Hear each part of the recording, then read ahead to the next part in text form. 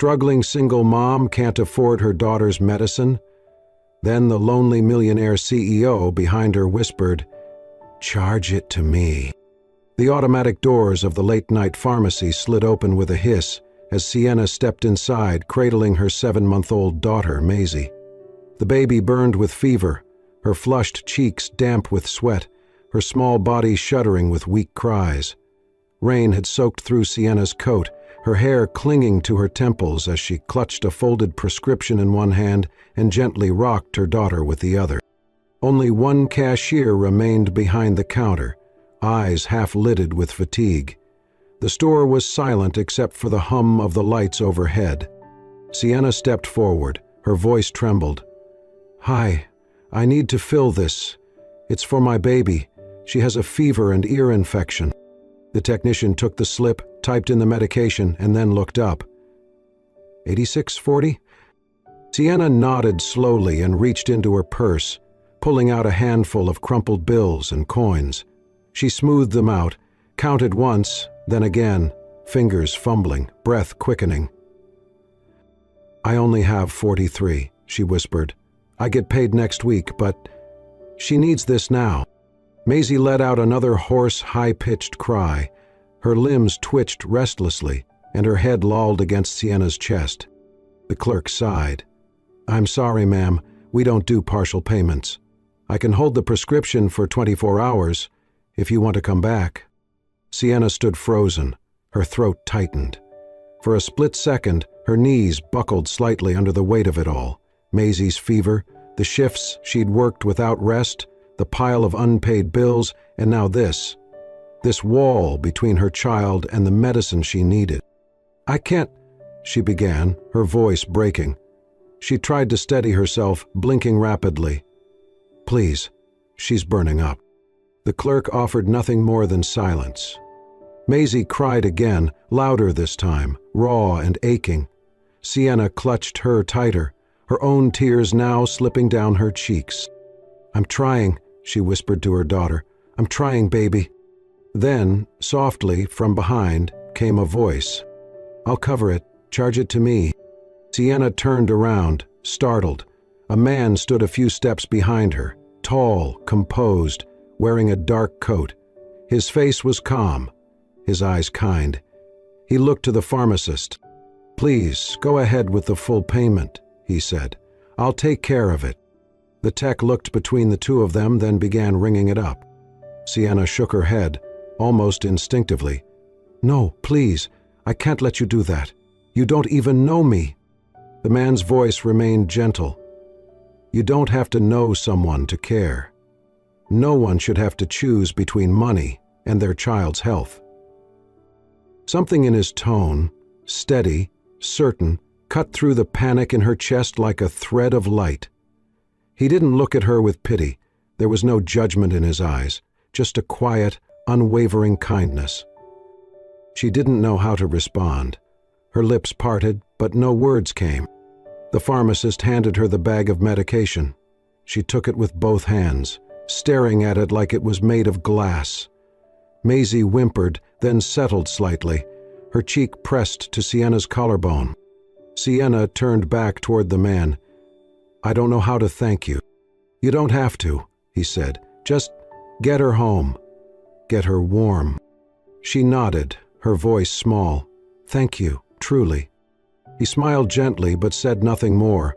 She gathered Maisie in one arm and the bag in the other and made her way toward the exit. Outside, the rain still fell, but it felt different, softer somehow. She paused under the awning for a moment, looking down at her daughter's flushed face. Then she breathed, really breathed, for the first time in weeks. Inside the store, the man watched them go. As the door slid shut, he reached into his coat pocket and pulled out a business card. He handed it to the pharmacist. "If she comes back, please give her this." And then he, too, disappeared into the rain. The rain had slowed to a drizzle by the time Sienna unlocked the door to the narrow basement apartment she called home. The walls were thin, the carpet frayed, and a draft always found its way in. But tonight, none of that mattered. Maisie was sleeping now, Nestled in her arms, her fevered cries replaced by soft, even breaths. Sienna gently laid her down on the small crib mattress beside her bed, pulling a faded blanket over her daughter's tiny frame. She sat beside her for a moment, brushing damp curls from Maisie's forehead, whispering promises she was never sure she could keep. When she finally opened the small pharmacy bag, 2 bottles of medicine rolled out, one for the fever, the other for the infection. Nestled between them was something she had not noticed before, a business card. Callum Blake, private line, for when you need to breathe. Sienna stared at the card. The name sounded powerful, important. The font was elegant but understated. Her fingers lingered on the word breathe, and her throat tightened. She placed the card on the nightstand and walked to the tiny kitchen table. There, under the soft yellow light of a mismatched lamp, she took out a worn notebook and tore a page from the back. She didn't know what to say, not really, but something inside her needed to respond. She began to write, her handwriting shaky but sure. Dear stranger, you do not know me. Maybe you never will. But tonight, you helped me breathe again. Not just my daughter, but me. You didn't save me. You reminded me I still mattered. Thank you. She paused, looked at the words, then folded the note carefully without signing it. The next morning, she used a portion of her grocery money to buy a plain white envelope and a single stamp. She addressed it to the company name on the back of the business card, Blake Holdings, Midtown Office. She slipped it into the mailbox down the street without hesitation, then turned around before she could change her mind. Across the city, in a tall building of glass and steel, Callum Blake stepped into his office late that evening. The day had been long, endless meetings, half-hearted conversations, and people who always seemed to want something. He poured himself a glass of water and sat at his desk, loosening his tie. His assistant had left the note for him earlier in the day. No return address, just marked personal. It had sat on the corner of his desk for hours, while he buried himself in numbers and contracts. Now, with the office quiet, he finally opened it. He read the letter once, then again, and again. When he was done, he pressed the thin piece of paper flat on his desk. He read it aloud under his breath, the words sticking to the back of his throat. You didn't save me. You reminded me I still mattered. He leaned back in his chair, the letter resting gently in his hand. And suddenly, he was not a CEO. He was 8 years old again, lying alone in a cot at the group foster home, his chest rattling with each breath, fever scorching through him. No one coming. He remembered the nurse who came by once and said, "You'll be fine," before disappearing for the rest of the night. He remembered staring at the ceiling, barely able to cry anymore, praying to anyone or anything that someone, anyone, would whisper, "I'll cover it." But no one ever did. Until now. Now, he was that voice. He had said the words he had needed to hear his entire childhood, and somehow they had landed exactly where they needed to go. He folded the letter once more, carefully, precisely, and slipped it into the worn leather wallet he kept in his coat pocket.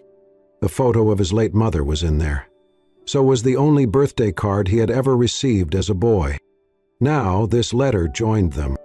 He stared out the window, the city twinkling below him, the night calm and expansive.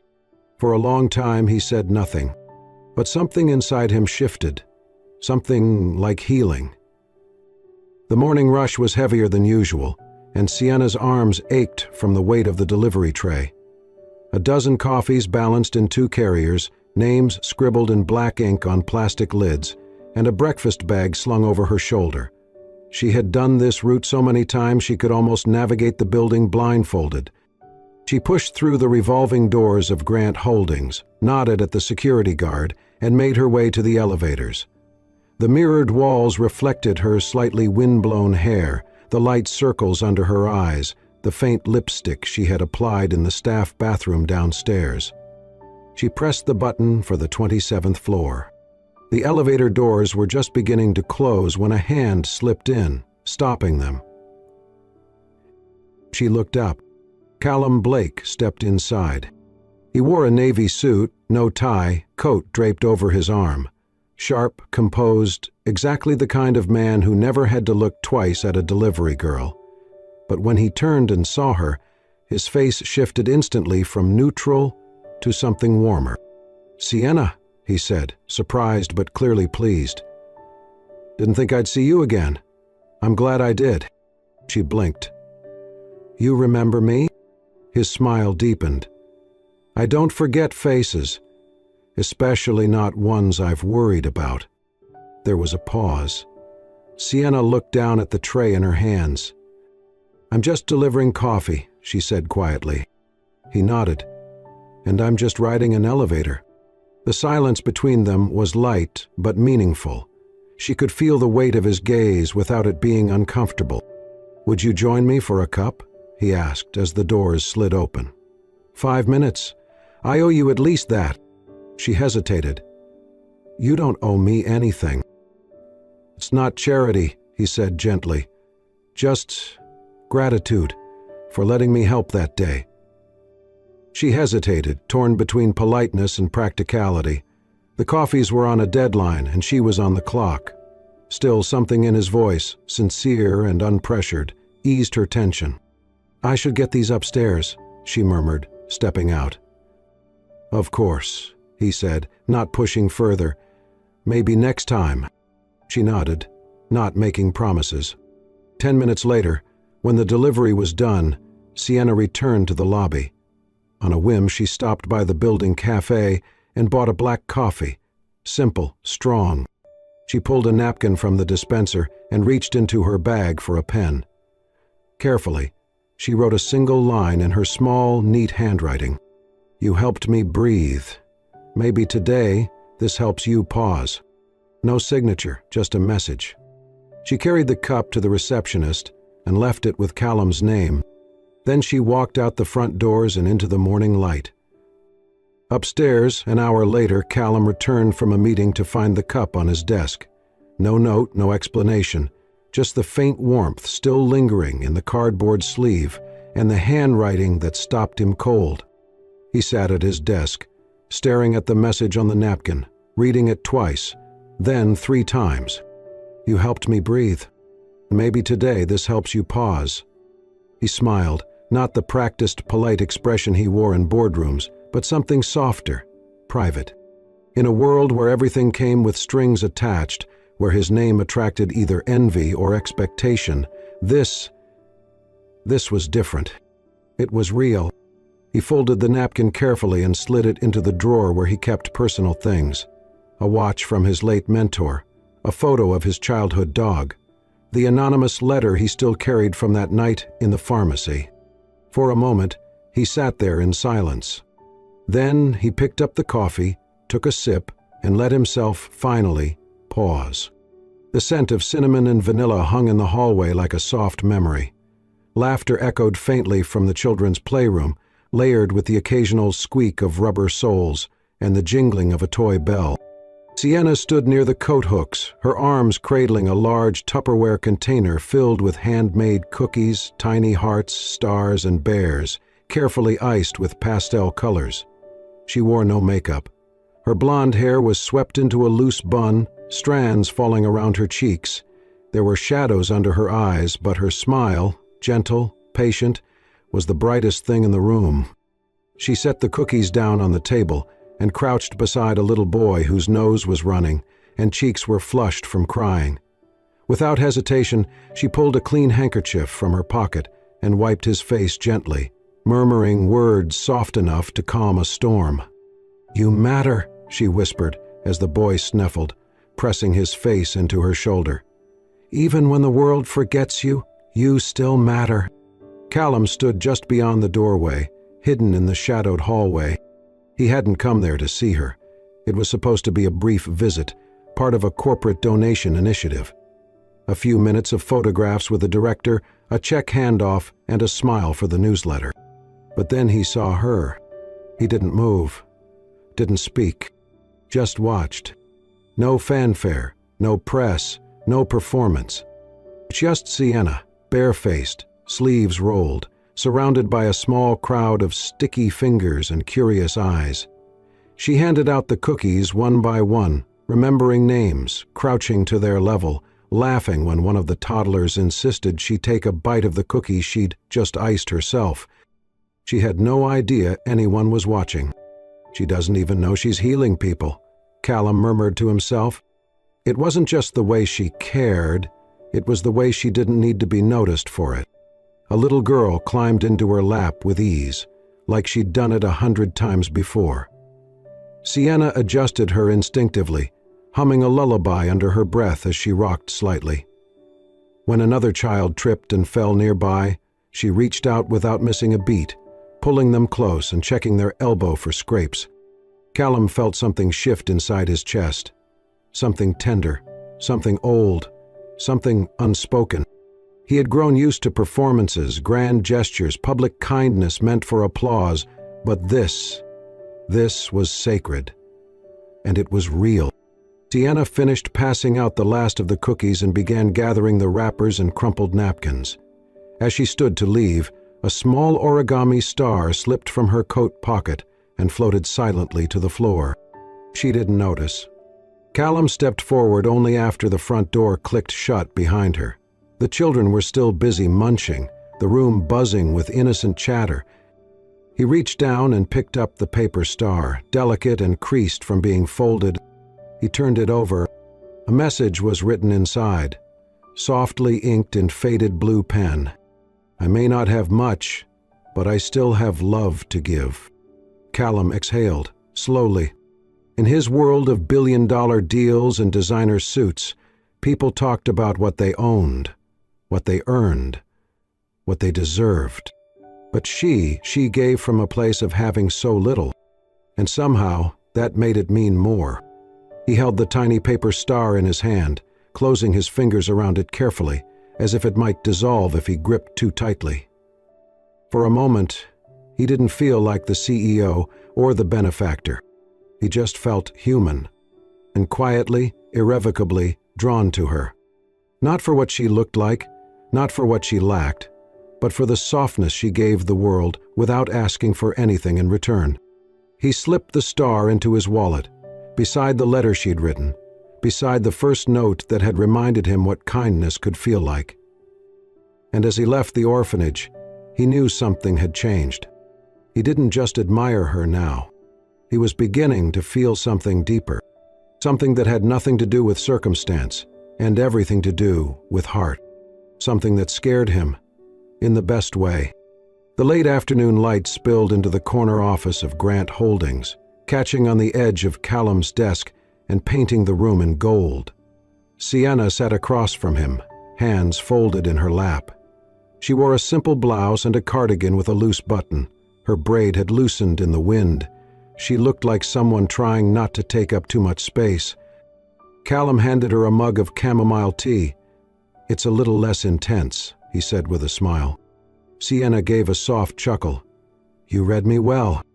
He gestured to the window seat. "Would you like to sit there instead? It's where I go when I need to think." She nodded. The city stretched beyond the glass, all motion and noise, but in here it was still. They talked for nearly an hour, about books, about Maisie's new habits, how she'd started making odd little sounds that sounded like singing. Sienna came alive when she spoke about her daughter. Her laughter was real. Callum mostly listened, offering the occasional comment, careful not to interrupt her rhythm. When it was time to leave, she smiled shyly. "Thank you for the tea and for being kind." Callum smiled. "Thank you for saying yes." She hesitated before walking out, and when the door clicked shut, he noticed a folder near her chair. Curious, he opened it, expecting invoices or work notes. It was drawings, delicate pencil sketches, children mostly. Maisie appeared in several. But one stopped him. It was the pharmacy, him holding Maisie, her head resting against his chest, bathed in a shaft of soft light. At the bottom, in quiet handwriting, "You became someone's safe place, maybe without even knowing." Callum sat back, motionless. Then slowly he framed the drawing and placed it on his desk. The next morning, he texted her, "Hope Maisie's feeling better today." She didn't respond. The next day, "The world's a little warmer with you in it." Still no reply, but he kept sending them. Photos, quotes, bits of beauty. No pressure, just quiet, steady presence. Sienna read them all. She smiled, sometimes cried, but she never replied, because something inside her had begun whispering again, that voice she knew too well. "You're not enough. You don't belong in his world. He's kind, but that doesn't mean you deserve it." And then the whispers became real. Outside the cafe where she worked part-time, she overheard two co-workers laughing. "Did you hear? Callum Blake's been seen with that waitress from our shop." "Seriously? She's sweet, but, I mean, come on. She brings her baby to her shift. It's not exactly boardroom material." Sienna turned away before they saw her. Her chest tightened. That night, while Maisie slept, the words echoed louder than ever. Her mother's voice. "You don't deserve a good man," she said at the edge of the mattress. Maisie's hand clutched a stuffed rabbit, her fever easing, her breathing steady. Sienna brushed a strand of hair from the child's cheek. "You deserve the world," she whispered. "Even if I'm still learning how to believe I do too." Her phone buzzed. A message from Callum. "Maisie's lucky to have you. I hope one day you see what I see." Sienna closed her eyes. She wasn't ignoring him because she didn't care. She was silent because she cared too much. And because some part of her still couldn't believe someone like him could see someone like her and love her anyway. She had learned how to survive, but not how to receive. Not yet. So she stayed quiet. Not to push him away, but because her heart was still learning how to speak the language of love. Not earned, not owed, not borrowed. Just love, real and steady, and waiting. The message was brief. "I need to learn how to stand before I can walk beside you." Callum read it 3 times. Every word felt chosen, deliberate, as if she had sat with it, held it, lived inside it. He stared at the screen long after it dimmed, the silence of his penthouse thick like fog. He did not reply. He knew not to. Sienna wasn't walking away from him. She was walking toward herself. So he let her. But letting go didn't mean vanishing. 2 days later, Sienna quit her cafe job. She enrolled in an online course in early childhood education, scraping by with a local grant and what little she had left in savings. To cover costs, she baked banana bread, peanut butter cookies, blueberry muffins. She sold them at the Saturday market and online through a handmade site her friend helped her build. She and Maisie walked to the park each morning, rain or shine. Sienna jogged as Maisie giggled from the stroller, or they sat beneath trees, sharing fruit and storybooks. Change didn't happen all at once, but something in her began to shift. One afternoon, she helped an elderly woman cross the street, then knelt to tie her undone shoelaces. The woman placed a hand over Sienna's heart and said, "You move like someone who's decided she matters." Sienna smiled. She still had bad days, but now they didn't undo her. What she didn't know was Callum was still near. He never interfered, never crossed the lines she'd drawn. But sometimes he walked the park's outer path, his coat collar turned up, his gaze soft. Once, he sat quietly on a bench just to hear Maisie laugh. He saw Sienna lift her daughter, help her toddle through the grass, point at butterflies.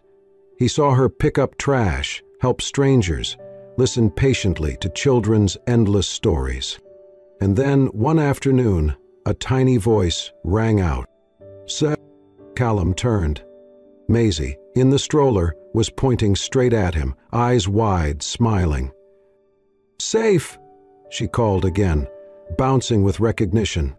Sienna followed her gaze and froze. She hadn't seen Callum in months. Maisie wriggled to get out. Sienna lifted her, walking slowly toward him. "She calls you that," she said quietly. "In her sleep. When she's upset, she murmurs, 'safe,' and calms down." Callum didn't answer right away. Maisie reached for him. He hesitated, then opened his arms. She curled into his chest like she belonged there. "I thought I was just a stranger," he whispered. Sienna shook her head. Not to her. Wind brushed through the trees around them. "She remembers," Sienna said.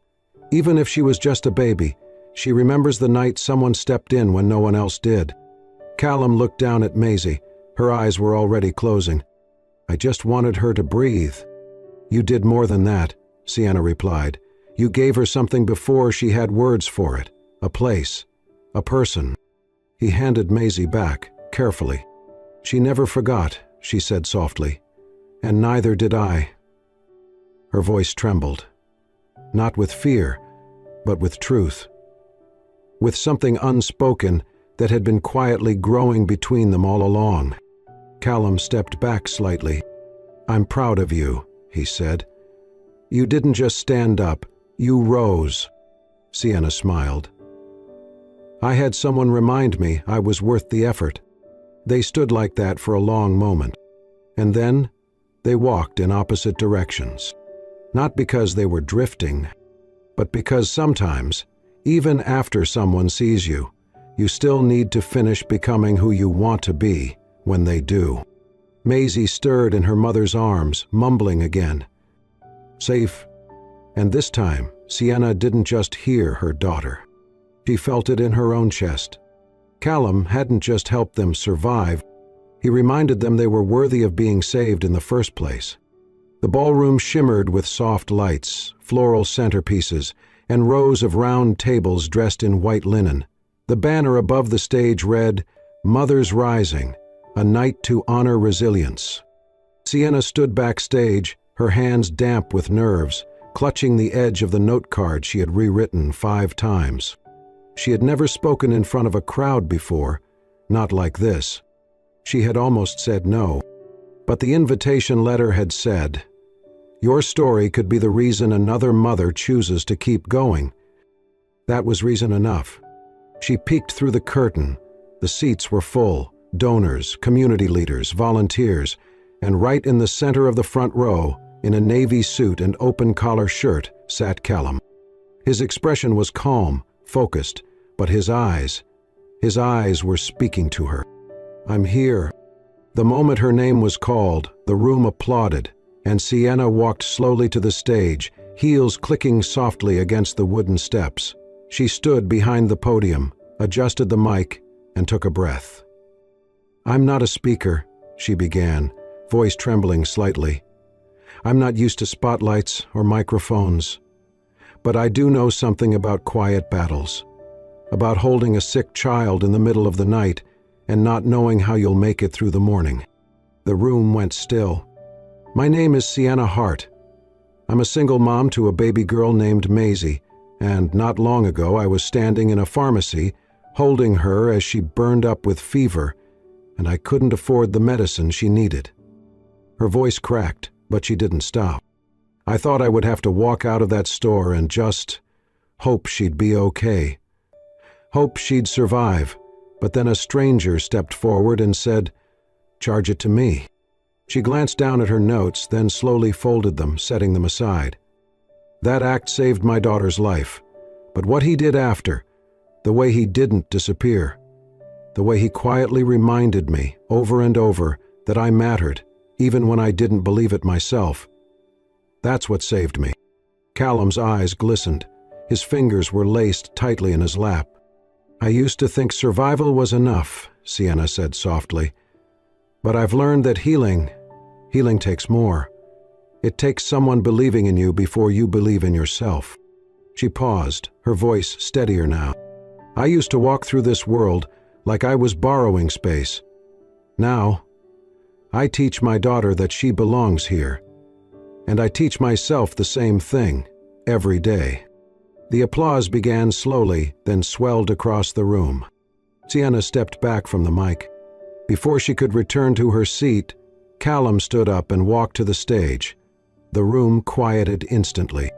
He climbed the steps without a word, met her in the middle of the platform, and gently took her hand.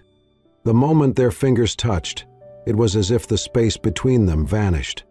Callum turned to the audience, his voice low but clear. "I thought I saved them," he said simply. "But the truth is, they saved me first." He turned back to Sienna.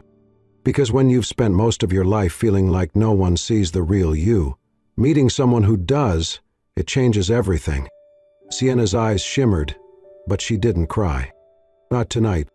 Tonight she stood in the light, and she did not shrink. 1 year later, the seasons had turned twice, and the rhythm of life had found something softer, something steady. The little preschool sat at the corner of a quiet suburban street, its picket fence painted pastel blue, handprints of children stamped in every color along the wooden panels. Laughter echoed in the yard, and tiny paper suns hung in the windows. Inside, a small sign on the front door read, "Little Roots Learning, where every child belongs." Sienna stood behind a low shelf filled with picture books, gently organizing a row of tiny shoes. Her diploma, freshly framed, hung on the wall near the entryway, Bachelor of Early Childhood Education, with honors. The building had once been a closed-down flower shop. Now it was alive again, just like her. What no one knew, except the landlord and her heart, was that the down payment had come quietly from someone who never once asked for credit. Callum's name was nowhere on the paperwork, but he was in every corner of the space, his faith, his quiet support, the way he had believed in her before she knew how to believe in herself. The school closed at noon that day for a rare long weekend. Sienna drove home with Maisie in the back seat, babbling about butterflies and snack time and a boy named Theo who kept eating her crayons. Their home sat on the edge of a small town, just far enough from the city to feel like escape. A cozy wooden house with sunflowers in front and ivy along the fence. A porch swing that creaked when the wind moved just right. Wind chimes, made from seashells, danced in the breeze, filling the air with soft music. Maisie, now nearly 2 years old, dashed out of the car the moment it stopped. "Mommy, safe, look!" she shouted, waving a wrinkled piece of paper in the air. Sienna stepped out, wiping her hands on her skirt. "What is it, baby?" Maisie ran to her, nearly tripping over her own feet, and shoved the paper into her hands. It was a drawing, one of Sienna's. She had sketched it in a quiet moment the week before, then left it on the kitchen table, not realizing Maisie had taken it. 3 figures stood beneath a tall oak tree, a little girl with curly hair, a woman with a ponytail, and a man in a long coat, holding the girl's hand. Above them, scrawled in crayon, were the words, "My family." Maisie pointed proudly. "That's you, that's me, and that's safe." From the porch, Callum appeared, holding a glass of iced tea, sunglasses pushed back on his head. He had been watching, smiling. "Safe, huh?" he said, stepping down. Maisie barreled toward him. She ran straight into his arms, and he lifted her easily into the air, spinning once before pulling her close. "I thought that was my name now," he teased. "You changing it on me?" Maisie giggled. "No, you're safe forever." He looked at Sienna then, really looked. She stood with the drawing in hand, the breeze catching the hem of her dress, sunlight turning her hair to gold. He kissed the top of Maisie's head and whispered, "Maybe I wasn't safe back then, because I was meant to be someone's safe place now." Sienna didn't say anything. She didn't need to. She stepped forward, wrapped her arms around them both, and for the first time in her life, she didn't feel like she was holding on just to survive. She was holding something whole, something real, something hers. Not everyone who needs help is weak, and not everyone with wealth is strong. But sometimes, when 2 hearts that have been quietly breaking finally find each other, a family can be built from the pieces. All it takes is someone brave enough to whisper, "Charge it to me." Sometimes, one quiet act of kindness can change everything. If Sienna and Callum's story moved you, share it with someone who needs hope. At Soul Stirring Stories, we believe in love, resilience, and second chances. Tap the hype button and subscribe to stay with us. More healing stories are on the way. Thank you for watching. Until next time, keep your heart open. You never know whose life your kindness might save. A lonely millionaire heard noises in his mansion. When he checked the garage, he found 5 identical one-year-old baby girls, abandoned and crying. Just before the story starts, wherever you are on your journey, consider this your sign to keep going. The March rain pounded against the windows of Alexander Reed's Pacific Heights mansion, creating a symphony of water against glass that usually brought him comfort. Tonight, however, as lightning illuminated his study in brief flashes, the 38-year-old tech magnate couldn't shake a feeling of unease. 3 years had passed since Catherine's death, yet her absence still echoed through the 15,000 square feet of polished marble and designer furniture that had never quite felt like home without her. 3 years, Alexander muttered, running his fingers through salt and pepper hair that had begun graying prematurely after the cancer took her. At 38, he had accomplished what most couldn't in several lifetimes, revolutionizing quantum computing, building Reed Technologies into a global powerhouse worth billions, and amassing personal wealth that placed him firmly among America's 50 richest individuals. Yet here he sat, alone on a stormy Tuesday night in March 2023, reviewing acquisition proposals with only an expensive scotch for company. The grandfather clock in the hall chimed midnight as Alexander stretched his tired shoulders. That's when he heard it, a sound so incongruous with his meticulously controlled environment that at first he thought he'd imagined it. A cry, then another. It seemed to be coming from the direction of his 6-car garage. Probably just the wind, he reasoned.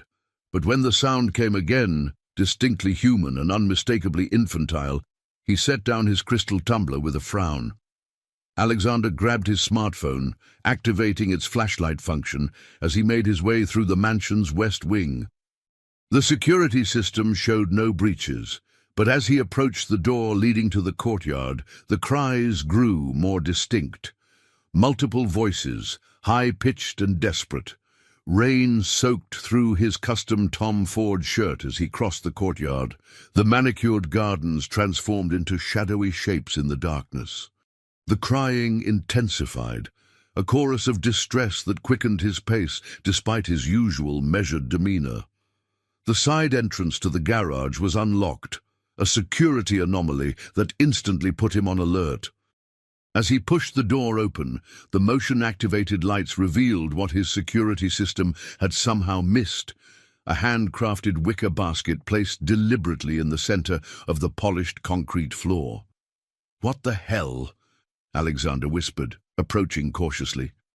The basket contained not one baby, but 5 identical little girls with wispy dark hair and tear-streaked faces, their tiny bodies wrapped in pink blankets, now damp from the rain. They couldn't have been more than a year old. Alexander stood frozen, his mind racing to process the impossible scene before him. One of the babies locked eyes with him, her crying briefly interrupted by curiosity at this tall stranger. 4 more pairs of identical eyes turned toward him, their perfect little faces so similar yet somehow distinct in their expressions. Tucked into the basket's edge was a medical bracelet. Alexander's hands trembled slightly as he read the printed text, Vasquez Quintuplets, DOB, March 15th, 2022. "Exactly 1 year old," he whispered, calculation automatic despite his shock. The absurdity of the situation struck him.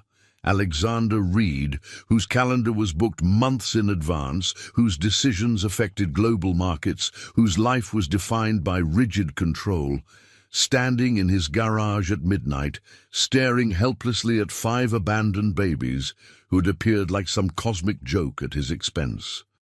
One of the babies reached toward him, tiny fingers grasping at the air. Something shifted in Alexander's chest, a feeling he hadn't experienced since holding Catherine's hand for the last time. Without conscious decision, he knelt beside the basket. "Where did you come from?" he asked softly, knowing they couldn't answer but needing to break the surreal silence that had fallen between the infants' cries. The security breach, the precision of the placement, the timing on their birthday, none of it was random. Someone had chosen him specifically, navigated his extensive security, and entrusted these children to him for a reason. As lightning flashed again, illuminating 5 pairs of identical dark eyes looking up at him with an expression of complete vulnerability, Alexander Reed had the distinct sensation that his carefully constructed life had just been irrevocably changed. "This is Reed. I need a full security sweep of the property immediately. Someone's breached the perimeter." Alexander's voice remained steady despite the adrenaline coursing through him. 5 pairs of eyes tracked his movement as he paced beside their basket. Phone pressed to his ear. "No, don't call the police yet," he instructed his head of security. "Just get the team here. There's been a situation." How could he possibly explain what he'd found? After ending the call, Alexander carefully lifted the damp blanket covering the baby's feet, discovering a sealed plastic bag containing a handwritten note. The paper inside was partially protected from the rain, the elegant handwriting still legible. "Please care for my daughters temporarily. They're in danger. I'll contact you when it's safe.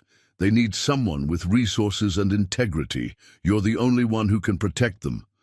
No signature, no explanation of the danger, no time frame for temporarily. "This is insane," Alexander muttered, running a hand through his hair as one of the babies began wailing again, triggering a chain reaction until all 5 were crying in a discordant chorus that echoed through the cavernous garage. With uncharacteristic uncertainty, Alexander lifted one of the infants, awkwardly supporting her head, as he'd once seen a colleague do with his newborn. The baby's crying subsided slightly at the human contact, her tiny hand clutching his finger with surprising strength. "Shh, it's okay," he whispered, the words feeling foreign in his mouth. When was the last time he'd comforted another person, Catherine, in her hospital room, promising everything would be okay when they both knew it wouldn't? Balancing the baby in one arm, Alexander pulled out his phone again and dialed his executive assistant. "Sophia, I need you at the house immediately," he said when she answered, her voice groggy with sleep. "Bring emergency baby supplies, everything, formula, diapers, whatever 1-year-old quintuplets would need." "Mr. Reed, did you say quintuplets?" Sophia's voice lost all traces of sleepiness. "Yes, 5 identical baby girls. And contact CPS. We need a social worker here. Then call my attorney." After giving additional instructions, Alexander ended the call and carefully returned the baby to her sisters. His security team would arrive in minutes, followed by Sophia. He needed to think clearly, to approach this like any other crisis requiring management. The security team arrived first, 4 men in tactical gear who swept the property while their leader, Martinez, stood dumbfounded beside Alexander in the garage. "5 babies, sir?" he repeated, staring at the basket. "Someone disabled the camera covering the service entrance," Alexander replied, ignoring the question. "Find out how." By the time Sophia arrived, her SUV loaded with bags from an all-night superstore, the social worker was already en route, and Alexander had moved the basket to his rarely used living room. "Oh my goodness," Sophia gasped, seeing the 5 identical faces. At 45, she'd been with Alexander for a decade, managing his business affairs with ruthless efficiency. Nothing in her job description had prepared her for this. "Ms. Cortez from Child Protective Services arrived next, a stern-faced woman whose expression softened slightly at the sight of the quintuplets, now being awkwardly bottle-fed by Alexander, Sophia, and 2 security team members. "Mr. Reed, can you explain how you came to have 5 infants in your possession?" she asked, notebook ready. Alexander explained the discovery, showing her the note and medical bracelet. "These children will need to be placed in emergency foster care immediately," Ms. Cortez stated. "Finding a placement for quintuplets will be challenging, but what if I could provide emergency foster care myself?" The words left Alexander's mouth before he'd fully processed the thought. "At least until their mother is located?" Ms. Cortez raised an eyebrow. "Mr. Reed, with all due respect, you have no childcare experience, and quintuplets require extensive—" "I have unlimited resources," Alexander interrupted. "I can hire qualified nannies immediately. My home has ample space. While you're searching for a suitable placement that can accommodate all 5 together, they could remain in a stable environment." Something in his tone must have conveyed more than his words, because Ms. Cortez studied him thoughtfully before responding. "It's highly irregular, but given the circumstances." She glanced at the babies, who had finally settled with full bellies. "I'll need to conduct an emergency home inspection, and you'll need to submit to background checks." Alexander nodded, relief washing over him for reasons he couldn't articulate. "Of course." As dawn broke over San Francisco, Alexander Reed, who had negotiated billion-dollar deals without breaking a sweat, found himself signing temporary emergency custody papers with hands that trembled slightly, committing to care for 5 little strangers who had appeared in his life like a thunderclap. "Temporary emergency custody is granted for 72 hours, Ms. Cortez explained, as she finalized the paperwork early that morning. "After that, we'll need a hearing to determine longer-term arrangements while the investigation proceeds." Alexander nodded, forcing his exhausted mind to focus on the logistics. The quintuplets were now sleeping peacefully in the makeshift nursery Sophia had helped arrange in a guest suite. 5 portable cribs, mountains of diapers, formula, and hastily purchased baby clothes formed a surreal contrast to the suite's minimalist luxury. "I'll need references for qualified nannies with multiples experience," Alexander told Sophia, who was already typing furiously on her tablet. "I've contacted a premier agency that specializes in high-profile placements," she replied. "They're sending 2 candidates this morning. I've also rescheduled your meetings for the next 3 days and initiated the security protocols for the children." Alexander smiled tiredly. This was why he paid Sophia a salary that raised eyebrows even among his executive peers. She anticipated needs before he articulated them. Detective Isabella Rivera arrived as Ms. Cortez was leaving, her sharp eyes taking in the transformation of Alexander's austere home into an impromptu nursery. "Mr. Reed, I'm investigating the abandonment case," she began, following him to his study. "This appears very targeted. Do you have any connection to quintuplets or their potential mother?" Alexander shook his head. "None that I'm aware of. No disgruntled employees with multiples, no rejected funding for multiple birth research. My company has pharmaceutical and biotech divisions, but nothing specifically related to multiple births," Alexander replied. "My security team discovered the breach came through a service entrance with a disabled camera, suggesting whoever left the children knew my property layout." Detective Rivera's expression sharpened. "That indicates inside knowledge or extensive surveillance. Do you have enemies who might leave children as some sort of message?" The question hung between them, its implications disturbing. "I have business rivals, Detective, but this seems extreme even for corporate warfare." Later that afternoon, as Alexander attempted to work, while the nannies, Mrs. Chen and Ms. Patterson, both with impressive credentials, settled into a routine with the babies. Martinez delivered his security report. The service entrance camera was disabled with professional-grade equipment, he explained. Not damaged, but temporarily looped to show an empty corridor. Whoever did this had technical expertise. Alexander frowned. Expand the security team to 24/7 coverage and install additional cameras focusing on the children's suite. Martinez nodded.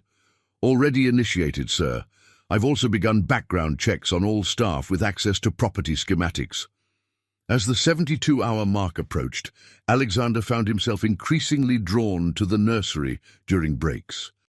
The nannies had established feeding and sleeping schedules, and Alexander observed with fascination how 5 identical babies displayed distinct personalities emerging already. One cried more than the others, another rarely made a sound. One seemed fascinated by the mobile hanging above her crib, while another was more interested in the people moving around the room. They were more than just copies. They were individuals with unique expressions and reactions. "They'll need names," Mrs. Chen mentioned on the 3rd day, noticing Alexander watching the babies during tummy time. Even temporary ones for practicality. Alexander hesitated, feeling it wasn't his place to name these children. Perhaps something provisional, until their mother is located. The arbitrary 72-hour deadline arrived, and Alexander found himself in a downtown office with his attorney, Jonathan Weber, facing Ms. Cortez and her supervisor. "We've been unable to locate the mother," Ms. Cortez explained. "The investigation is ongoing, but finding placement for quintuplets together is proving challenging." "I'd like to petition for extended emergency guardianship," Alexander stated, surprising even himself with the conviction in his voice. "I've established appropriate care arrangements, and my resources can provide stability while authorities search for their mother." Jonathan slid a comprehensive care plan across the table, outlining the qualified staff, security measures, and developmental support Alexander was prepared to provide. "This is highly unusual, Mr. Reed," Ms. Cortez's supervisor noted, reviewing the document. "These specific children were left in my care for a reason," Alexander replied, thinking of the note claiming they were in danger. "Something tells me this isn't a simple abandonment case. They need protection I'm uniquely positioned to provide." After lengthy discussion and calls to higher authorities, extended emergency guardianship was provisionally granted for 2 weeks, with strict oversight and daily check-ins from CPS.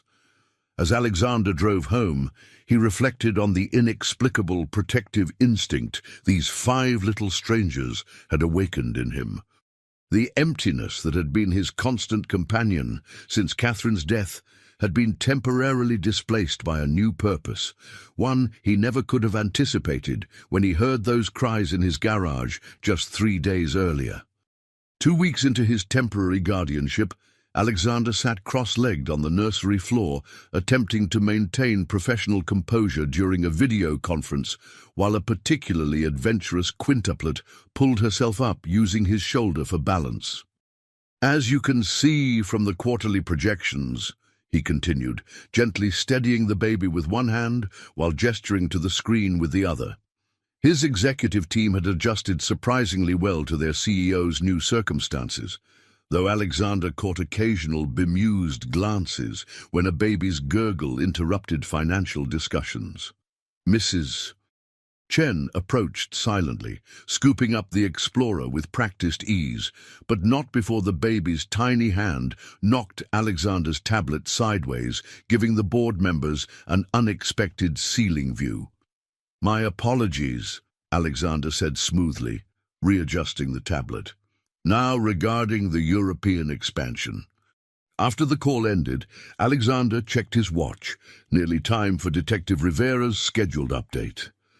The past 14 days had established a new rhythm to his previously structured life, Board meetings scheduled around nap times, business calls accompanied by the background symphony of baby sounds, and his cold mansion gradually filling with evidence of infant occupation, bottles sterilizing in his seldom-used kitchen, colorful toys scattered across Italian marble floors. The 5 girls, temporarily named after jewels at Mrs. Chen's suggestion, Ruby, Pearl, Amber, Jade, and Opal, were developing distinct personalities despite their identical appearance. Ruby was the vocal leader, Pearl the observer, Amber the climber, Jade the peacemaker, and Opal the contemplative one who seemed to study everything with unusual intensity. Telling them apart gets easier, Mrs. Chen assured Alexander when he confessed to occasional confusion. Watch their expressions, not just their features. Detective Rivera arrived promptly at 3. Her no-nonsense demeanor softened slightly by a stuffed elephant she discreetly placed on the side table. My niece suggested they might like this, she explained, seeing Alexander's raised eyebrow. I've brought updates on our investigation. Alexander led her to his study, where Martinez joined them for the security briefing. We've identified a pattern of baby formula purchases at specific stores, Rivera explained, displaying a map with highlighted locations. Premium brand, specialized for multiple infants. Purchased regularly until abruptly stopping 3 days before the quintuplets appeared in your garage. Have you identified the purchaser? Alexander asked. Paid in cash, but we have partial camera footage showing a woman in her late 20s, dark hair, approximately 5'6", wearing medical scrubs and sunglasses. She varied her appearance, but maintained similar shopping patterns. Medical scrubs could suggest hospital or laboratory employment, Martinez noted. Rivera nodded. We traced the purchases to an apartment 15 miles south. It was paid through a complex series of shell companies that are taking time to unravel. The apartment was cleared out, but not professionally. We found trace evidence suggesting recent infant occupation and... She hesitated, glancing at Martinez. And what? Alexander prompted. Sophisticated encryption equipment and research documents related to genetic engineering. Nothing identifying the mother, but suggesting she has advanced scientific knowledge and significant resources. Alexander frowned, connecting mental dots. My company has several biotech subsidiaries researching genetic therapies. Could there be a connection? We're exploring all possibilities, Rivera replied diplomatically. The level of planning suggests this wasn't a desperate act, but a calculated decision to place the children specifically with you. After Rivera left, Alexander returned to the nursery, watching as Miss Patterson read a picture book to the 5 attentive babies. Their identical dark eyes followed the colorful illustrations, tiny hands occasionally reaching toward the pages. They're quite advanced for 12-month-olds, Miss Patterson observed when she noticed Alexander watching. Their focus and engagement are impressive. That evening, as Alexander reviewed security footage on his tablet, Martinez entered with a concerned expression. Sir, we've identified surveillance vehicles monitoring the property perimeter. Alexander looked up sharply. Government? Unlikely. Professional but non-standard equipment. They're maintaining legal distance, but are clearly focused on the mansion. They arrived 3 days ago. The note's warning echoed in Alexander's mind. They're in danger. His instinctive request for extended guardianship suddenly seemed prescient rather than impulsive. Double the security team. I want facial recognition on anyone approaching within 2 blocks, and contact Jonathan. We need to prepare for a more permanent guardianship petition while this investigation continues. As Alexander made his way back to the nursery for the baby's bedtime routine, a ritual he'd found himself increasingly drawn to, he realized how dramatically his priorities had shifted in just 2 weeks. The corporate acquisitions that had dominated his thoughts now seemed secondary to ensuring 5 little girls remained safe in his care. The quintuplets were already in their cribs, Miss Patterson softly singing a lullaby. Opal, always the last to sleep, watched Alexander with those unusually intense eyes as he entered. When he approached her crib, she reached up with tiny fingers, grasping his larger one with surprising determination. "Good night, little one," he whispered, surprising himself with the tenderness in his voice. As Opal's eyes finally fluttered closed, Alexander realized something both terrifying and exhilarating. These children, initially an incomprehensible disruption, had somehow become the most important responsibility in his carefully controlled world. 1 month after finding the babies, Alexander sat in Jonathan Weber's office, reviewing the extended guardianship petition. The temporary arrangement was approaching its end, requiring more formal proceedings. "The court will want to know your long-term intentions," Jonathan explained, adjusting his wire-rimmed glasses. At 62, he'd been Alexander's attorney since Reed Technologies' founding, but the quintuplets case presented unprecedented legal territory. "My intention is to protect them until their mother is located, or the danger has passed," Alexander replied, reviewing the documents. "And if neither occurs, these are very young children, Alexander. Courts prioritize stability and permanence." The question hung between them, one Alexander had been avoiding in his own thoughts. 1 month ago, he'd been a solitary figure focused exclusively on his business empire. Now his days revolved around 5 little people who depended on him completely. "Let's secure the extended guardianship first," Alexander deflected. "We have compelling evidence of potential danger. The surveillance vehicles, the sophisticated abandonment, Detective Rivera's findings." Jonathan nodded, making notes. "We'll emphasize your resources for protection and care. The judge assigned to the case is Judge Harriman. She's fair but skeptical. Be prepared for personal questions about your lifestyle and commitment." After the meeting, Alexander returned home to find Dr. Khatri waiting in his study. As Reed Technologies' chief scientist, Samira Khatri rarely made house calls, but her expertise in genetics and biomedical research made her invaluable for reviewing the documents Detective Rivera had recovered.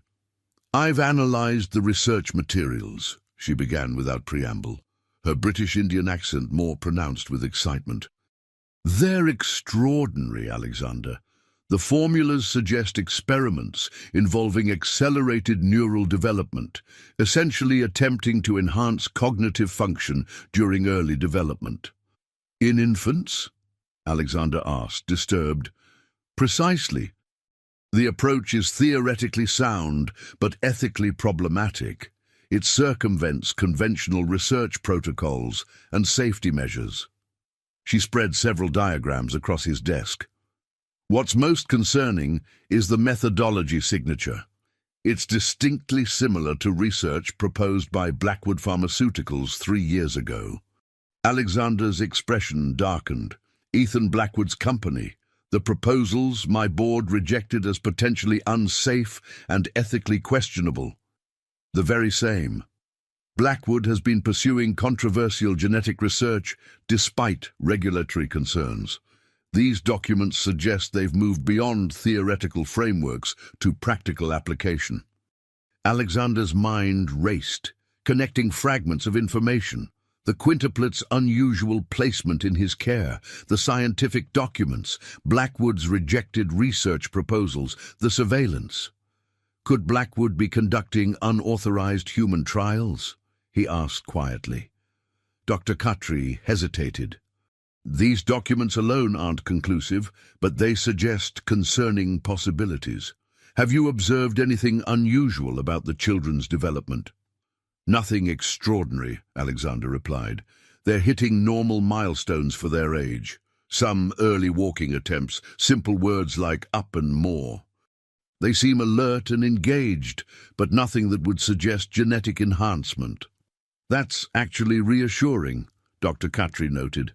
"Failed genetic manipulation often presents more visibly than successful enhancements, which might manifest subtly over time." The implications settled heavily on Alexander as he walked Dr. Khatri out.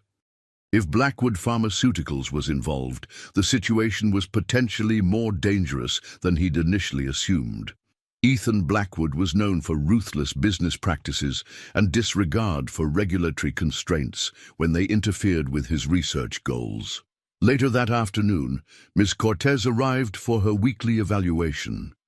After observing the quintuplets during playtime and reviewing the nanny's detailed development records, she met with Alexander in the garden terrace. "The care arrangement continues to exceed expectations, Mr. Reed," she acknowledged.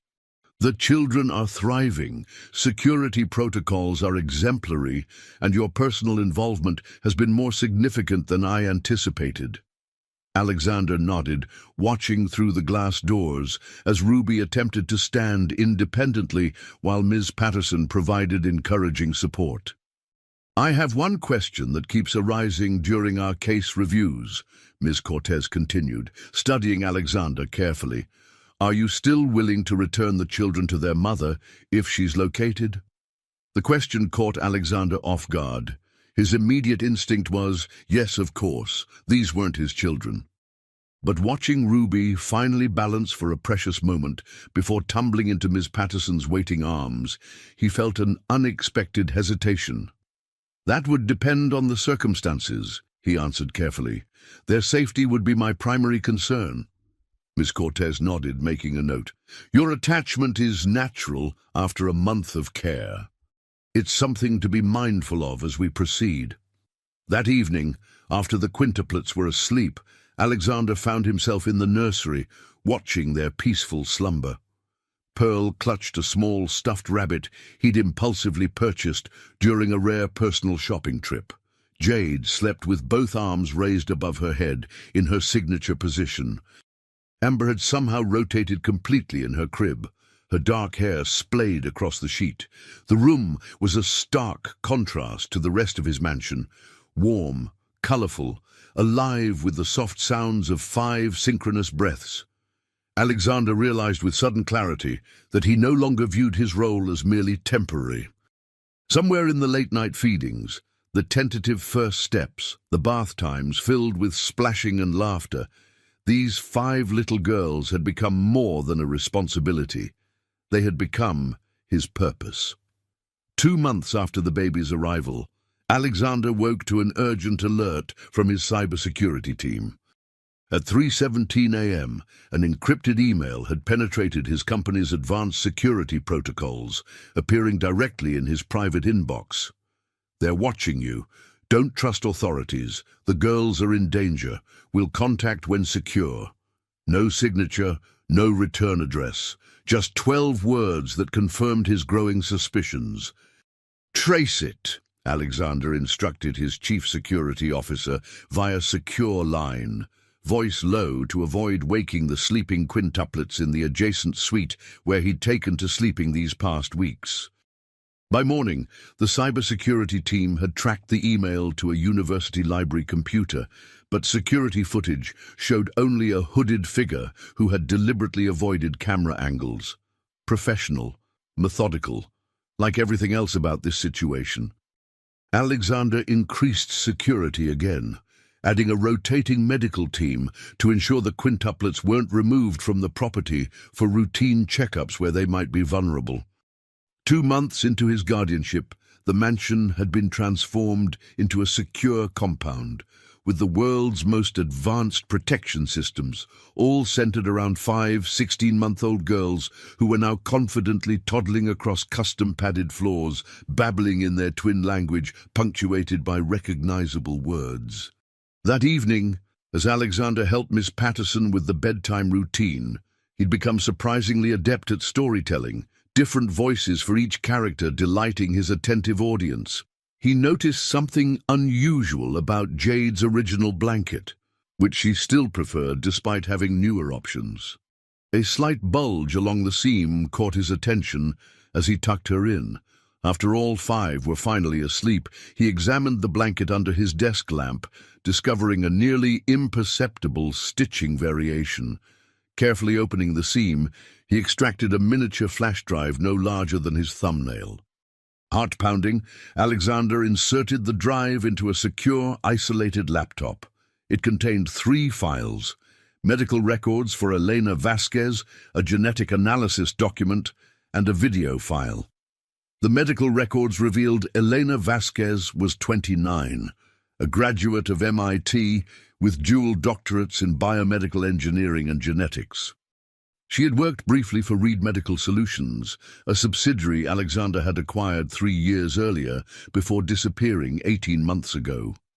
Her employee photo showed a striking woman with intelligent dark eyes and an intense expression. Eyes Alexander now recognized in 5 identical little faces. The genetic profiles were highly technical, but even Alexander's limited scientific knowledge recognized the quintuplets' DNA sequences were flagged with markers labeled BPND1 Enhancement Protocol, Blackwood Pharmaceuticals' neural development. With growing apprehension, Alexander opened the video file. Elena Vasquez appeared on screen, her face thinner than the employee photo, dark circles under those familiar eyes, suggesting extreme stress. "Mr. Reed," she began, voice low but steady. "If you're watching this, you've been caring for my daughters for some time. I apologize for placing this burden on you without explanation, but I had no choice." She explained that after leaving Reed Medical Solutions, she had infiltrated Blackwood Pharmaceuticals to investigate unethical research practices she'd discovered evidence of during acquisition data transfers. "I became an unwitting test subject," Elena continued, pushing dark hair behind her ear in a gesture Alexander had seen Pearl make countless times. "Routine employee medical screening was used to harvest my eggs without consent. When I discovered the unauthorized procedure and the experimental fertilization, I was already pregnant." Blackwood had been developing genetic modification protocols intended to enhance neural development, creating children with potentially extraordinary cognitive abilities. Elena had discovered her unexpected pregnancy and its connection to the unauthorized experiments, then fled, using her technical expertise to hide while carrying quintuplets, a pregnancy outcome even Blackwood hadn't anticipated. "I chose you because your company publicly opposed Blackwood's research directions," Elena explained. "Your reputation for ethical business practices made you the only person I could trust with my daughters while I gather evidence against Blackwood. Their board has authorized extreme measures to recover what they consider valuable research assets. The babies, they viewed the quintuplets as research assets." "I'm being hunted," Elena continued, her composure finally cracking slightly. "But I'm watching over my daughters from afar. When it's safe, when I have enough evidence to bring Blackwood down completely, I'll contact you. Until then, please protect them. They're developing normally. The enhancements were theoretical, mostly unsuccessful. They're just 5 little girls who need safety until I can reclaim them." The video ended with Elena staring intently into the camera. "Trust no one connected to Blackwood. They have government contacts and potentially compromised law enforcement. I'm sorry for bringing this danger to your door, but you were my only hope." Alexander sat motionless as the screen went dark, processing the implications. The quintuplets weren't random abandoned babies. They were the products of unauthorized genetic experimentation by a corporate rival, placed specifically in his care by their mother, who was gathering evidence while in hiding. It explained everything: the precision of their placement, the security breach expertise, the surveillance, the warning about authorities. Alexander moved to the window, looking out at the moonlit garden while his mind raced through contingencies. Tomorrow, he would need to expand security again, establish additional safeguards against potential Blackwood infiltration, and accelerate the permanent guardianship process to secure legal protection for the quintuplets. A soft whimper from the nursery monitor drew his attention. Opal, the contemplative one, often woke briefly around this time. Without hesitation, Alexander moved to the nursery, lifting her gently before she could fully wake and disturb her sisters. "Shh, little one," he whispered, cradling her against his chest as he moved to the rocking chair by the window. "You're safe." Opal settled immediately, her tiny hand clutching his shirt as her breathing returned to its peaceful rhythm. Looking down at her perfect face, so similar to the woman in the video, Alexander made a silent promise to both mother and daughters. He would protect these children with everything he had, his resources, his influence, his life if necessary. Whatever Blackwood had intended, whatever Elena was risking her life to expose, these 5 innocent girls would remain safe in his care until their mother could reclaim them. And if that day never came, Alexander realized with sudden clarity, he would raise them as his own, without hesitation. 3 months after finding the babies, Alexander stood in Judge Harriman's chambers alongside Jonathan Weber, presenting their case for extended legal guardianship. The quintuplets, now 15 months old, remained at the mansion under enhanced security while the proceedings continued. "Mr. Reed," Judge Harriman began, her grey hair pulled into a severe bun that matched her no-nonsense reputation, "this is certainly one of the more unusual cases to come before me. You're seeking to extend temporary guardianship indefinitely for 5 children with no biological connection to you, whose mother may or may not return." "That's correct, Your Honor," Alexander replied, maintaining the confident posture that had served him through countless high-stakes negotiations. "The circumstances surrounding their placement in my care and the ongoing investigation into potential threats make a stable arrangement essential for their safety and well-being." Judge Harriman reviewed the thick folder of documentation, which carefully omitted Elena's flash drive message, information Alexander had shared only with his closest security advisors, given her warnings about potential compromised officials. "Detective Rivera's reports indicate sophisticated surveillance of your property and a connection to possible corporate espionage," the judge noted, "and the children's biological mother has made no formal contact with authorities. We believe she's unable to come forward safely at this time," Jonathan interjected smoothly. "Mr. Reed's resources provide the quintuplets with security measures no foster placement could match." Judge Harriman studied Alexander thoughtfully. "Your background is impressive, Mr. Reed, but not traditionally suited to childcare. What prompted this unusual commitment from a man with no previous interest in parenthood?" The question struck closer to Alexander's private thoughts than he expected. 3 months ago, he might have answered with practical reasoning about resources and responsibility. Now, the truth was more complex. "When I found them, Your Honor, they needed protection. That hasn't changed," he replied carefully. "What has changed is my understanding of what they need beyond physical safety, consistency, attachment, stability. I'm committed to providing that for as long as necessary." Something in his tone must have convinced her, because Judge Harriman's expression softened slightly. "The developmental specialist's reports indicate the children are thriving in your care," she acknowledged. "That carries significant weight in my consideration."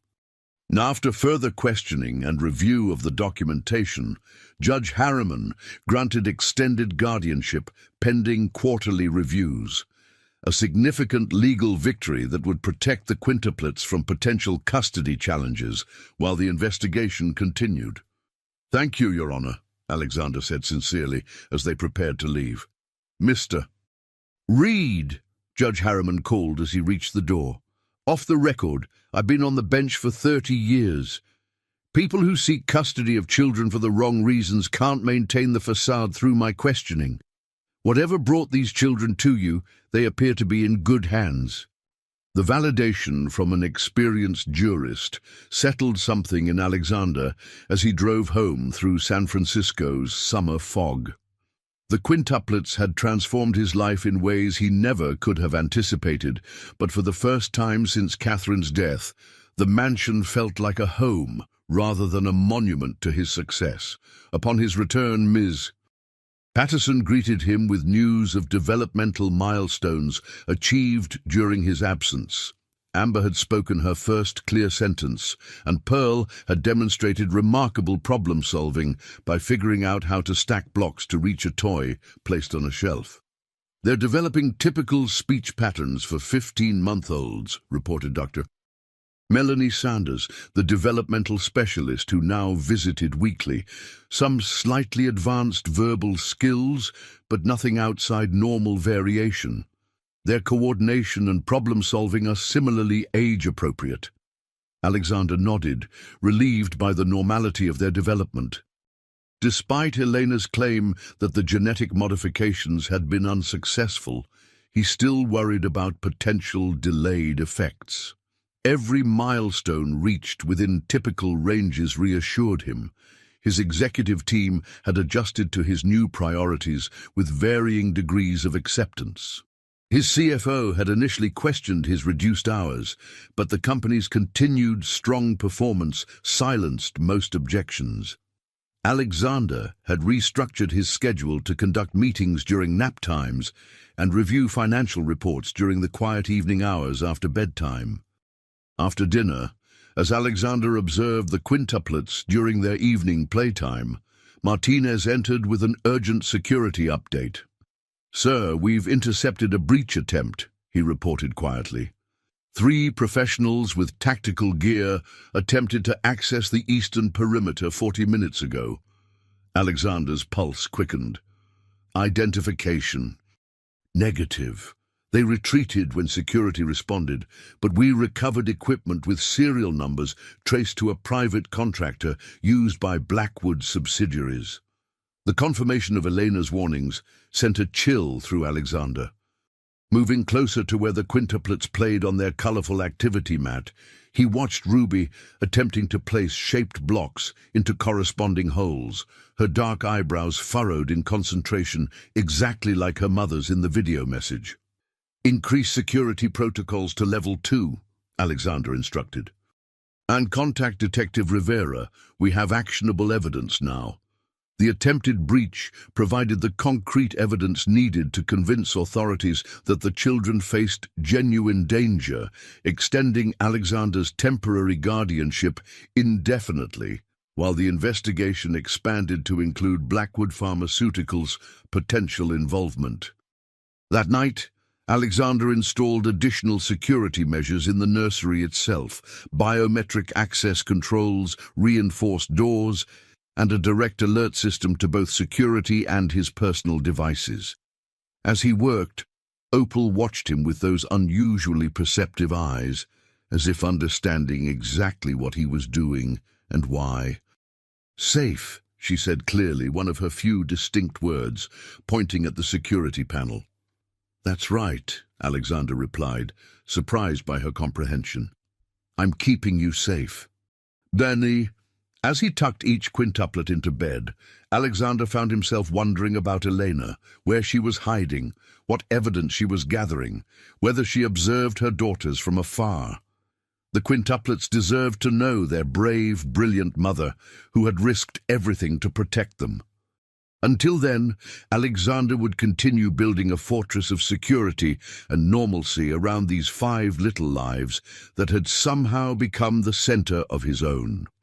4 months after finding the babies in his garage, Alexander awoke to a security alert on a stormy night, eerily similar to the one that had changed his life. Lightning illuminated his bedroom in brief flashes as he reached for his phone, immediately alert despite the late hour. The notification showed movement detected at the service entrance, the same one where he'd discovered the quintuplets. Instead of immediately alerting his security team, Alexander switched to the camera feed, his breath catching as he recognized the hooded figure cautiously navigating the rain-slicked path. Though her face was partially obscured, something in her movements and build matched Elena's photo and video. Alexander's finger hovered over the security alert button, then moved instead to send a message to Martinez. "Potential non-hostile at service entrance. Monitoring personally. Stand by, but do not engage. Alexander moved silently through the darkened house, positioning security personnel discreetly while he made his way to the kitchen, the most likely destination for someone entering through that particular entrance. Minutes later, the door opened carefully and a slender woman in a rain-soaked jacket slipped inside. "You took better care of them than I hoped," she said without turning, her voice matching the video message exactly. "Miss Vasquez," Alexander acknowledged, remaining by the doorway to give her space. Elena Vasquez turned slowly, lowering her hood to reveal the face he'd seen in photographs and video, and in 5 identical, smaller versions every day for the past 4 months. She looked exhausted, thinner than in her employee file photo, with dark circles under her eyes and tension evident in her posture. "Are they safe?" she asked, her voice breaking slightly on the question. "Yes," Alexander assured her. "They're sleeping upstairs with additional security monitoring. They're healthy, developing normally, and protected." Relief washed visibly across Elena's features. "I've been watching when I could, but it wasn't safe to approach until now." "My security team detected your surveillance," Alexander noted without accusation. A ghost of a smile touched Elena's lips. "Only because I allowed it. I needed to confirm you were protecting them adequately." "You could have approached me directly from the beginning," Alexander said, the question that had haunted him for months finally voiced. Elena's expression hardened. "Blackwood had already attempted to abduct me twice. I couldn't risk leading them to my daughters before they were in secure placement." She stepped further into the kitchen, her movements betraying exhaustion. The quintuplets were never supposed to happen. Multiple embryos were fertilized to increase chances of success, but full quintuplet development was considered statistically improbable. "Why me?" Alexander asked, the question that had lingered since that first night. "Your company rejected Blackwood's research proposals on ethical grounds 3 years ago," Elena explained. "Your security resources were unparalleled, and your public reputation suggested someone who wouldn't simply turn 5 abandoned babies over to authorities Blackwood might influence." Alexander nodded, processing her calculated risk in choosing him. "And now, why emerge after 4 months?" "I've compiled enough evidence to bring Blackwood's neural enhancement program to federal authorities," Elena replied, opening her backpack to reveal several encrypted hard drives. "The evidence includes illegal human trials, unauthorized genetic manipulation, and corporate espionage spanning 5 years. The quintuplets are part of this evidence," Alexander stated, rather than asked. "They were intended to be the proof of concept, genetically enhanced children with accelerated neural development," Eleanor confirmed, her voice tight with controlled anger. "When I discovered what had been done using my genetic material without consent, I accessed their research. The modifications were largely unsuccessful. The quintuplets are developing typically, perhaps with some slight cognitive advantages, but nothing like what Blackwood had projected. Which makes them less valuable as research subjects," Alexander concluded. "But Blackwood still wants to prevent exposure of their unethical practices." Elena nodded, fatigue evident in her movements. "The federal investigation needs to be handled carefully. Blackwood has high-level connections who could bury the evidence or worse, legitimize their research retroactively." Alexander studied the woman before him. Brilliant, determined, and clearly devoted to her daughters, despite the impossible choices she'd faced. "You need rest," he said finally. "The quintuplets usually wake around 6. You could see them then." Something vulnerable flickered across Elena's controlled expression. "I would like that," she whispered. "It's been difficult being separated from them." Alexander led her to a secure guest suite, one equipped with the same security protocols as the nursery, then messaged Martinez to maintain elevated security without alarming the household staff who would arrive in the morning. At precisely 6:15 a.m., Alexander stood in the doorway of the nursery as Elena entered cautiously, her composure finally breaking at the sight of her daughters beginning to stir in their cribs. Ruby was the first to notice the newcomer, her babbling quieting as she stared curiously at her mother.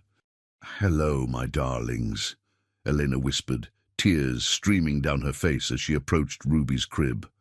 What followed was one of the most remarkable moments Alexander had witnessed. Despite 4 months of separation, the quintuplets recognized their mother instantly. Their faces lit with a joy so pure it was almost painful to observe as Elena sang a soft melody that clearly held meaning from their earliest days together. Even more striking was how differently they responded to her compared to their nannies or Alexander, reaching for her with complete certainty of their connection, babbling excitedly in what seemed like an attempt to tell her everything they'd experienced in her absence. Ms. Patterson arrived for the morning shift, freezing in surprise at the unexpected visitor. Alexander quickly explained the situation in general terms, asking her to give the family privacy while maintaining her normal schedule preparation. Throughout that extraordinary day, Alexander observed the complex emotions Elena navigated: joy at reuniting with her daughters, guilt over their separation, and determination to complete the legal process she'd initiated. Together, they developed a structured plan to present her evidence to federal prosecutors while maintaining the quintuplets' protection. "They know you," Alexander noted that evening, after the babies were asleep. "Despite the separation, they recognized you immediately." Elena's eyes glistened with unshed tears. "I sang to them every day during pregnancy and their first months. I hoped they might remember, but wasn't sure." Her voice trailed off as she struggled with emotion. "You did what was necessary to protect them," Alexander said quietly. "They're thriving, Eleanor. They're extraordinary children."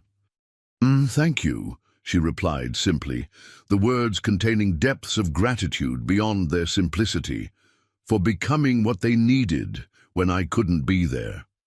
As lightning again illuminated the sky outside, echoing the night that had brought the quintuplets into his life, Alexander realized this was another turning point. The solitary existence he had accepted as his fate after Catherine's death had been irrevocably transformed, first by 5 tiny lives placed unexpectedly in his care, and now by the remarkable woman who had entrusted him with what she valued most in the world. 5 months after finding the babies, Alexander and Elena established a carefully structured arrangement approved by authorities. After Elena's dramatic return and presentation of evidence to federal prosecutors, a complex legal framework was developed to protect both her and the quintuplets during the ensuing investigation. Judge Harriman, impressed by the extensive documentation Elena provided regarding Blackwood's unethical practices, approved a modified guardianship arrangement. Elena was reunited with her daughters under supervised conditions while maintaining the protection of Alexander's security infrastructure. "This is highly unusual," Ms. Cortez acknowledged during a home evaluation following the new arrangement. "But given the extraordinary circumstances and the ongoing federal investigation, the stability and security provided here remain in the children's best interest." The quintuplets, now 17 months old, thrived under the combined care of their mother and Alexander. Elena moved into a secure guest house on the property, allowing her privacy while maintaining the protective perimeter established for the children. The nannies remained, providing continuity for the quintuplets and support for Elena as she readjusted to motherhood while assisting federal investigators. Alexander observed with fascination how the quintuplets responded to their mother's presence.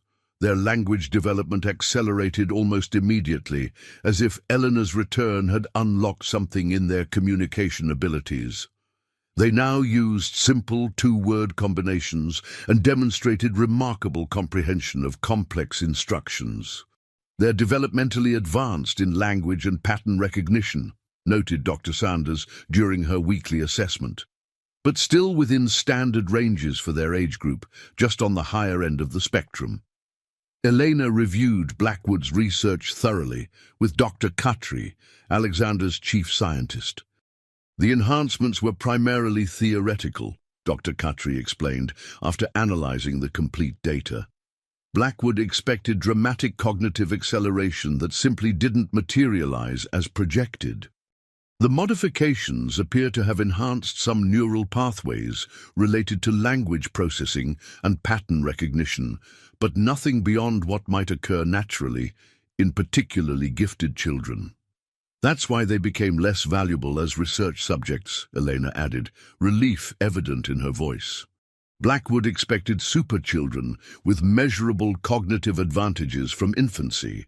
When those dramatic results didn't appear, the focus shifted to preventing exposure of their unethical practices, rather than recovering the quintuplets themselves. This made the federal case more complex. Blackwood could claim the research was theoretical, rather than applied, if the quintuplets showed no extraordinary abilities. The evidence Elena had gathered became even more crucial, particularly the documentation of unauthorized egg harvesting and embryo manipulation without consent. As summer transitioned to fall, a new routine established itself at the mansion. Alexander continued running his company, now with more regular hours as the quintuplets' schedule became predictable. Elena worked remotely with federal investigators while reconnecting with her daughters, the 5 little girls, blossoming under their mother's care while maintaining their strong bonds with Alexander. "They ask for you when you're in meetings," Eleanor mentioned one evening as they reviewed security protocols in the garden while the quintuplets played nearby. "They have a specific sound that means Alexander in their twin language." The observation warmed something in Alexander's chest. Despite Elena's return, the quintuplets still sought his presence, a validation of the attachment that had developed during her absence. "They're fortunate to have you back," he replied, watching Jade and Pearl cooperate to build a tower of blocks. "Their development has accelerated remarkably since your return." Elena's expression softened as she observed her daughters. "They're fortunate to have both of us," she corrected gently. "You've become important to them, Alexander. You're not just their protector anymore." The federal investigation proceeded methodically, prosecutors building a case against Blackwood's research division while carefully documenting the chain of evidence. Elena's testimony was crucial, her scientific credentials adding weight to her documentation of unethical practices. Alexander's legal team established formal co-guardianship arrangements, providing Elena with legal rights to her daughters while maintaining the security framework that protected them from potential Blackwood retaliation. The arrangement was unprecedented but effective, combining Elena's maternal rights with Alexander's resources and protection. 6 months after finding the quintuplets, medical evaluations confirmed they continued developing within normal parameters, advanced in some areas like language and pattern recognition, but not dramatically beyond their peers. Their identical appearance still occasionally confused visitors, but those who spent time with them easily distinguished their unique personalities and expressions.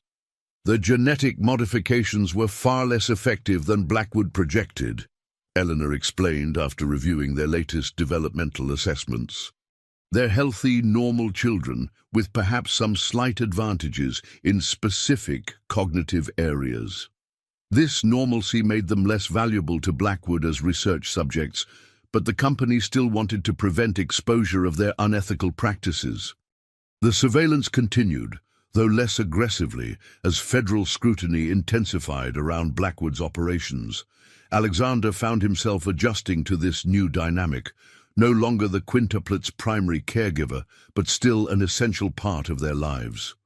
He and Eleanor developed a respectful partnership built on their shared commitment to the children's well-being, their initial wariness evolving into mutual appreciation.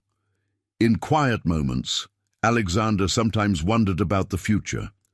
Eleanor would eventually want independence for herself and her daughters once the danger had passed. The thought of the quintuplets leaving his home created an unexpected ache he wasn't prepared to examine too closely. One evening, as Alexander returned from a business meeting, he paused in the nursery doorway. Elena sat surrounded by her daughters, reading a story with different voices for each character, exactly as Alexander had done during her absence. Amber noticed him first, her face lighting with recognition. "Ander!" she called clearly, the closest approximation to his name her developing speech could manage. The other four heads turned in unison, identical expressions of delight spreading across their faces as they scrambled toward him with outstretched arms. Elena met his gaze over the children's heads, a complex understanding passing between them. Whatever the future held, these 5 little lives had connected them in ways neither could have anticipated, creating something neither was prepared to relinquish. 8 months after the babies arrived, with the quintuplets now reaching 20 months, the federal investigation into Blackwood Pharmaceuticals culminated in formal indictments against the company's research division. 7 executives and researchers faced charges ranging from unauthorized human experimentation to corporate espionage and falsification of medical records. Alexander reviewed the indictment documents in his study, noting with satisfaction that the charges aligned with Elena's evidence. However, one name was conspicuously absent from the indictments: Maxwell Pierce, Blackwood's CEO and founder. "He's maintained plausible deniability," Elena explained, frustration evident in her voice as she joined Alexander. The research division was deliberately structured to shield upper management from direct knowledge of unethical practices. "Typical corporate insulation strategy," Alexander agreed, familiar with the tactic from his years navigating complex business structures. The researchers take the fall while the leadership claims ignorance. This legal maneuver might have succeeded if not for Pierce's next move, a direct approach to Alexander that revealed his actual knowledge and involvement. The contact came through legitimate business channels, a request for a private meeting between CEOs to discuss mutual interests in biomedical research. "It's clearly about the quintuplets," Alexander told Elena after receiving the request. "Pierce wouldn't risk direct contact unless he felt cornered." After consultation with federal prosecutors, who saw an opportunity to gather evidence of Pierce's direct knowledge, a meeting was arranged at a neutral location with discreet monitoring equipment in place. Alexander would attend alone, presenting himself as a potential business ally rather than an adversary. The meeting took place at an exclusive San Francisco club where privacy was guaranteed and security was tight enough to reassure both parties. Maxwell Pierce, at 62, projected the confident demeanor of a man accustomed to controlling every room he entered. His silver hair and tailored suit created the image of distinguished corporate leadership that had made him a fixture in business magazines. "Alexander," he greeted warmly, as if they were old friends rather than adversaries in an unfolding legal battle. "Thank you for agreeing to meet. I believe we can resolve our situation to mutual benefit." Alexander maintained a neutral expression, years of high-stakes negotiations serving him well. "I'm always interested in beneficial resolutions, Maxwell." After preliminary pleasantries, Pierce revealed his true purpose with characteristic directness. "Those children residing in your home are the result of proprietary Blackwood research," he stated, watching Alexander carefully for reaction. "Revolutionary genetic enhancements that represent billions in potential medical applications." "You're referring to Elena Vasquez's daughters," Alexander replied coolly. The children placed in my care after unauthorized experimentation. Pierce waved a dismissive hand. Legal semantics that distract from the greater significance. We're prepared to offer substantial compensation for genetic testing rights, ongoing monitoring of their development without any interference in their daily lives. And in exchange, Alexander prompted, maintaining the facade of interest while the recording devices captured Pierce's every word. Certain evidence would be returned to Blackwood's possession, Ms. Vasquez's testimony would become unavailable, and the public narrative would shift to focus on rogue researchers rather than company-directed initiatives. Pierce's smile didn't reach his eyes.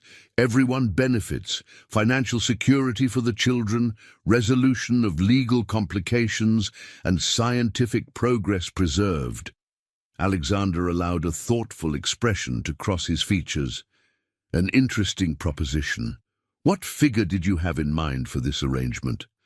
The number Pierce named was staggering, enough to establish the quintuplets as wealthy individuals for life. The offer confirmed what Alexander had suspected. Blackwood was desperate to contain the damage, willing to pay extraordinary sums to prevent full exposure of their operations. "I'll need to consider the proposal," Alexander replied non-committally. "There are multiple stakeholders involved." Pierce's expression hardened slightly. "Don't overthink this, Alexander. Those children are enhanced human subjects developed through Blackwood technology. If this reaches certain courts, custody questions could become quite complex."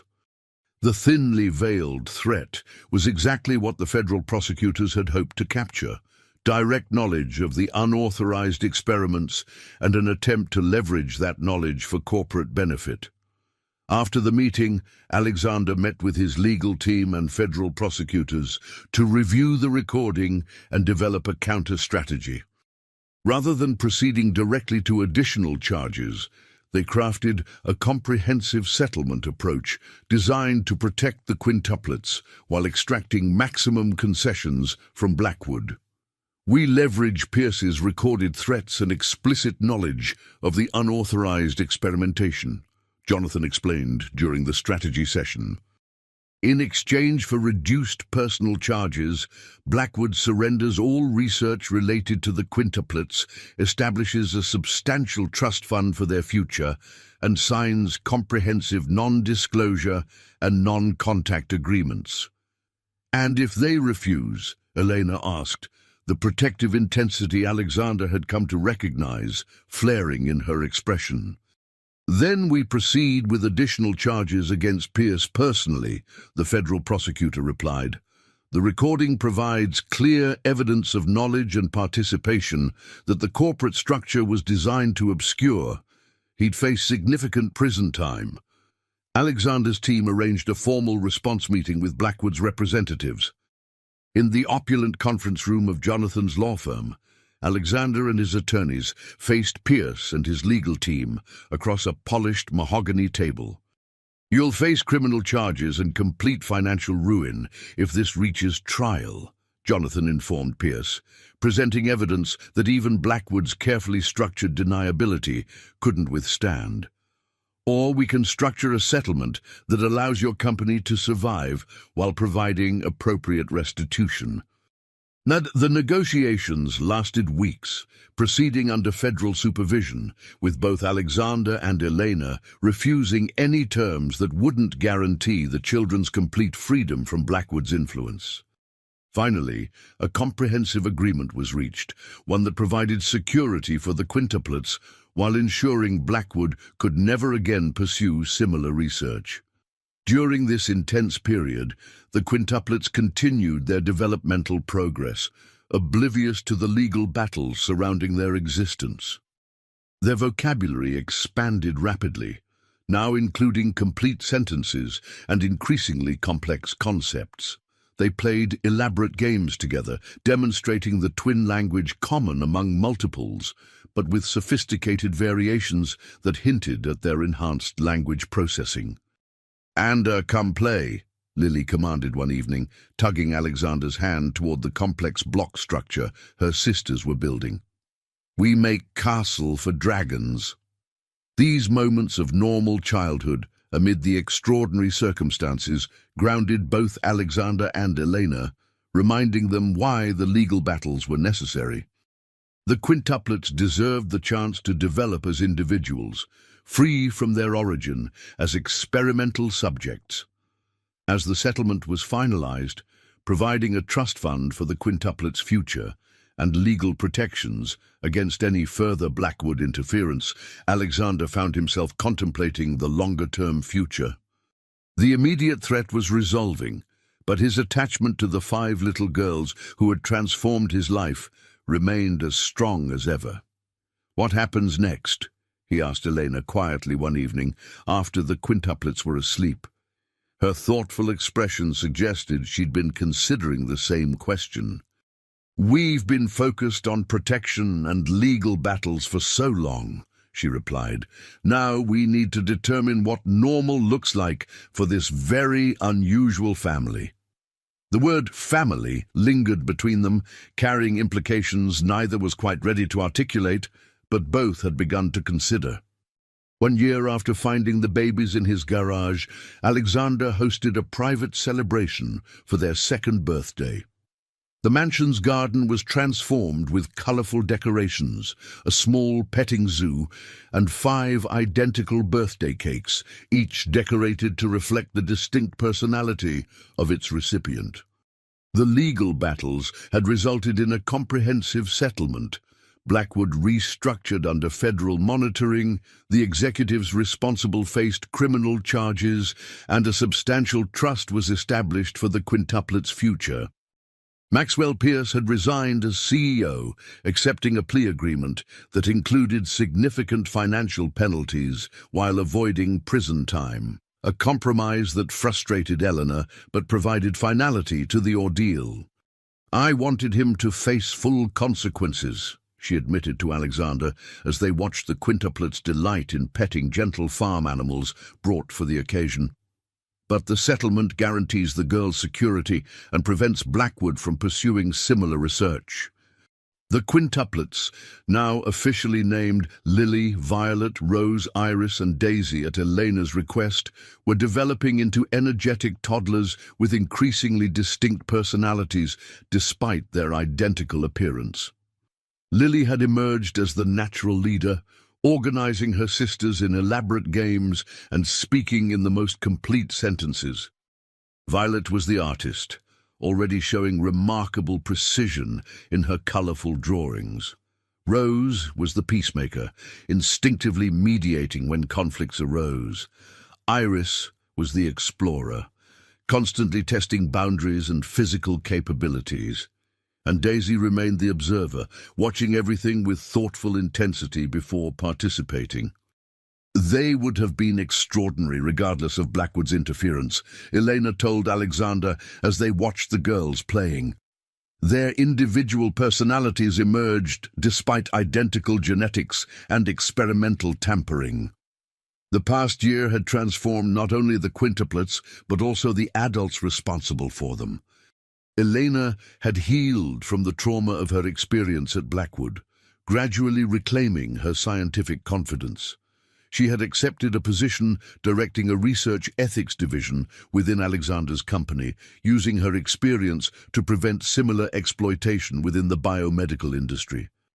Alexander had evolved from a solitary figure focused exclusively on business success to someone whose schedule revolved around 5 little people who called him Ander with affection. His executive team had adapted to their CEO's transformed priorities, scheduling board meetings around preschool events and accepting occasional background noise of children playing during important calls. Together, Alexander and Elena had established the Reed Vasquez Foundation, dedicated to oversight of genetic research ethics, with profits directed to children's advocacy. Their professional partnership had developed alongside their personal one, moving cautiously from co-guardians to friends, both healing from past traumas through their unexpected connection. They're asking questions about family structures, Elena mentioned as they prepared for the birthday celebration. They notice other children have different arrangements than ours. The observation highlighted the unusual nature of their household. Eleanor had moved from the guest house into a suite in the main residence 6 months earlier, providing more integrated care while maintaining appropriate boundaries. The nannies had transitioned to part-time roles, supporting the family rather than providing primary care. "What do you tell them?" Alexander asked, curious about how Elena explained their situation. "The truth, in age-appropriate terms," she replied. "That Mommy had them in her tummy, that they needed special protection, and that Alexander helps keep them safe and loves them very much." The simplicity of the explanation belied the complexity of emotions it stirred in Alexander. He had never articulated his feelings for the quintuplets in precisely those terms, but Elena's assessment was accurate. Somewhere between finding them in his garage and celebrating their second birthday, 5 little girls had claimed a portion of his heart he'd thought permanently closed after Catherine's death. The birthday celebration concluded with a tradition Alexander had instituted during their first year, a quiet moment with each quintuplet individually before bedtime, honoring their unique personalities despite their identical appearance. Lily showed him a complex block structure she'd built, narrating her architectural vision with serious intent. Violet presented a colorful drawing of what she identified as our family, stick figures of varying heights but recognizable as their household. Rose offered a solemn hug and whispered, "Thank you for my party," with sincere appreciation. Iris demonstrated her new jumping ability with exuberant energy. Daisy simply climbed into his lap with a favorite book, content with his presence rather than conversation. Later that evening, after the quintuplets were asleep, Alexander found Eleanor in the garden, collecting forgotten toys in the moonlight. "They're happy," she said, not looking up as he approached. "Despite everything, the separation, the danger, the unusual circumstances, they're secure and thriving." "Because of you," Alexander replied, helping gather small plastic animals scattered across the lawn. Elena shook her head slightly. "Because of us," she corrected, finally meeting his gaze. "They need both of us, Alexander. They've formed attachments to both of us." The implication hung between them, a question about the future neither had fully articulated. Their relationship had evolved cautiously, mutual respect gradually developing into friendship. Both carried wounds from their pasts, Eleanor from her traumatic experience at Blackwood, Alexander from losing Catherine. "I never expected to have children," Alexander admitted, voicing thoughts he'd rarely shared. "After Catherine died, I assumed that part of life was closed to me." I never expected to have quintuplets," Eleanor replied with a small smile, "or to share their upbringing with a tech billionaire I'd strategically selected as their protector." The absurdity of their situation struck them simultaneously, tension breaking as they both laughed softly in the moonlight. "We've created something good from an impossible situation," Alexander observed, looking toward the wing where 5 little girls slept peacefully. "Something worth preserving." Elena's expression softened. "Yes," she agreed simply. "We have." The conversation marked a turning point, an acknowledgement that their arrangement had evolved beyond temporary necessity into something both valued. Neither rushed to define it further that night, but a threshold had been crossed in their gradual journey from strangers connected by circumstance to partners united by 5 extraordinary children. Alexander's previously cold mansion had transformed over the past year into a home filled with evidence of the quintuplets' presence. Finger paintings displayed alongside valuable artwork, child-sized furniture integrated with designer pieces, the sounds of laughter and occasional tantrums echoing through previously silent halls. As Alexander made his final security check that night, a habit maintained despite the reduced threat, he paused in the quintuplets' doorway, watching 5 identical little girls sleeping peacefully in their toddler beds. The sight still occasionally struck him with its improbability. 5 perfect little humans who had appeared in his life through extraordinary circumstances and transformed it completely. Whatever the future held, Alexander knew with certainty that finding those babies in his garage 1 year ago had given him something he'd thought permanently lost after Catherine's death. A family, unconventional as it might be, and a renewed sense of purpose beyond corporate success.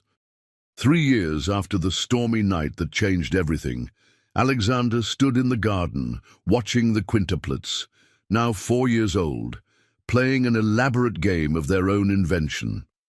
The game involved complex rules they had developed together, with Lily as usual serving as referee for disputes that arose between her sisters. "No, Iris, you can't change the dragon's color after you chose it," Lily explained patiently to her more impulsive sister. "Remember the 3rd rule?" Iris briefly pouted but quickly recovered, adapting her strategy within the established framework. Their ability to create and maintain sophisticated play scenarios continued to impress their developmental specialists, who noted the quintuplets functioned at the upper range of cognitive expectations for their age. "They're starting kindergarten preparatory classes next month," Elena remarked, joining Alexander on the terrace. "The school's security protocols have been finalized to your specifications." Alexander nodded, watching as Violet carefully illustrated the dragon cards central to their game. "The director understands the unique circumstances."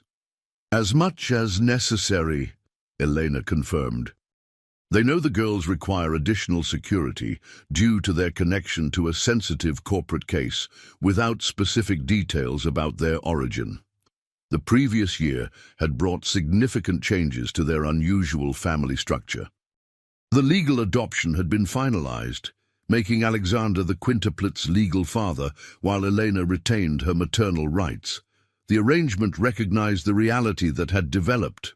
Both adults were essential to the quintuplets' well-being and security. Blackwood Pharmaceuticals had been comprehensively restructured under the settlement agreement, with its unethical research division dismantled and its legitimate medical development placed under external oversight. Maxwell Pierce had retired in disgrace, his reputation tarnished despite avoiding criminal conviction. Most importantly, the quintuplets had continued developing as normal, healthy children, advanced in language processing and certain cognitive functions, but without the dramatic enhancements Blackwood had projected. They spoke in complete, complex sentences, demonstrated impressive problem-solving abilities, and showed normal attachment to both Elena and Alexander. "Daddy, come see my dragon!" Daisy called, using the title Alexander had never insisted upon, but the quintuplets had naturally adopted after the legal adoption. Her sisters immediately echoed the invitation, 5 identical faces turning toward him with varying expressions of excitement. Alexander joined their circle, examining the intricate game they had created, complete with hand-drawn cards, rules that incorporated elements of strategy and chance, and clearly defined roles for each participant.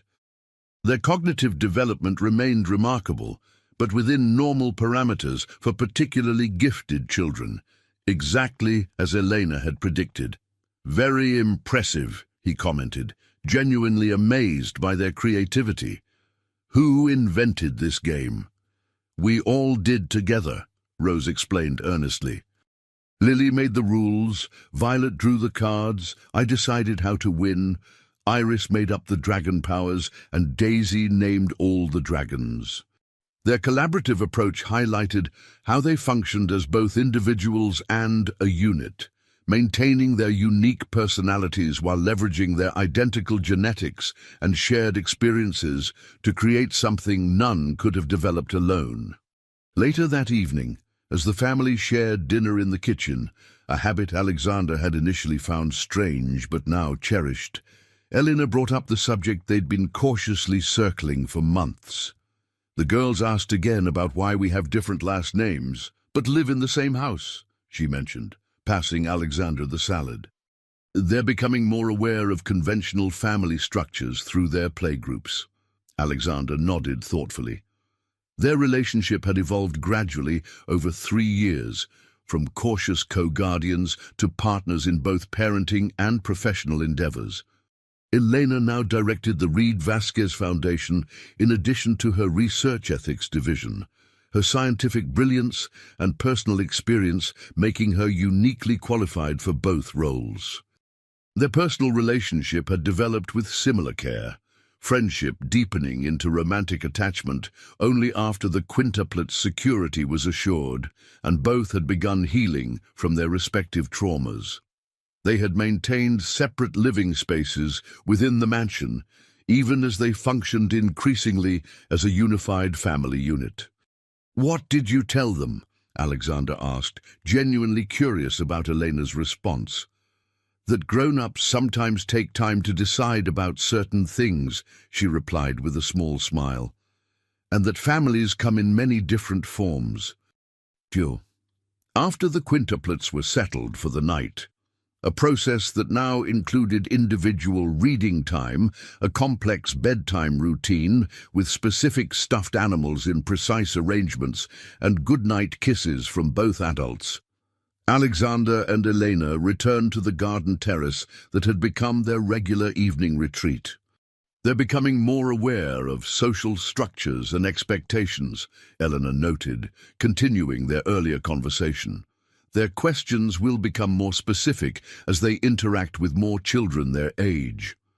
Alexander nodded, considering the implications. "We should consider what we want our family structure to look like moving forward," he suggested carefully, "for both our sake and theirs." Elena studied him thoughtfully, the directness that had initially drawn him to her evident in her gaze. "Are you proposing we formalize our arrangement, Alexander?" "I'm proposing we acknowledge what already exists," he replied honestly. "A family that formed through extraordinary circumstances, but has become something neither of us wants to relinquish." Elena's expression softened. "The quintuplets need stability and clarity about their family structure as they begin school and expand their social circles." "And what do you need, Elena?" Alexander asked, the question carrying deeper significance than its simplicity suggested. Her answer came without hesitation. "A partner who respects my independence while sharing my commitment to 5 extraordinary little girls. Someone who understands our unusual journey because he's traveled it alongside me." She met his gaze directly. "I believe I've found that in you." The moment marked the culmination of a journey neither could have imagined that stormy night 3 years earlier.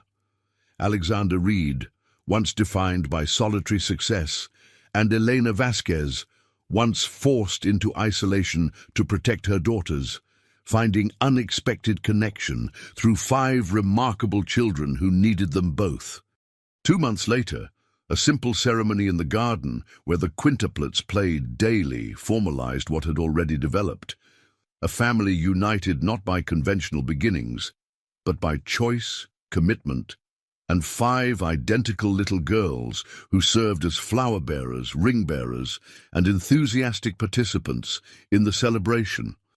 The Reed Vasquez family continued to navigate their unusual circumstances with the same determination that had characterized their journey from the beginning.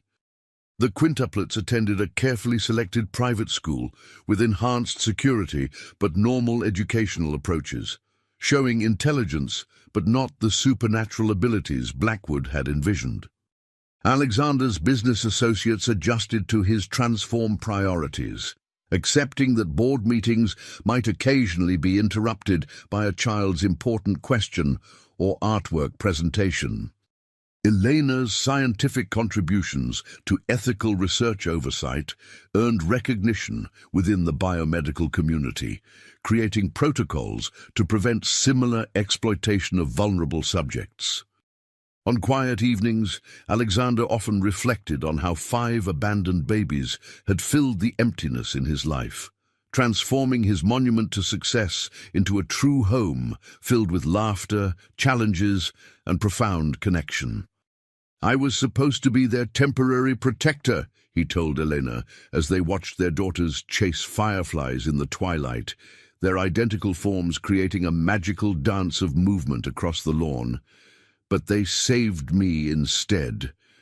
Elena's hand found his in the gathering darkness, her response encompassing the extraordinary journey that had brought them to this moment. Sometimes, the most unexpected storms bring exactly what we need, even when we don't recognize it arriving in our garage at midnight. Their laughter joined the quintuplet's delighted squeals as darkness fell, 5 extraordinary little girls and the 2 adults who had found unexpected healing through protecting them, creating a moment of perfect contentment that none could have anticipated on that stormy night 4 years earlier.